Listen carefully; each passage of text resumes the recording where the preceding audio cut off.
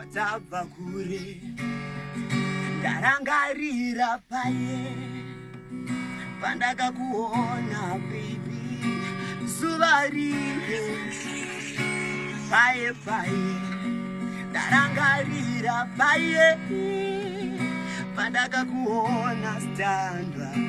zuva rimwe paye ndikati hello kounombonzani ukati ndinonzi Panache ndakati hello kounombonzani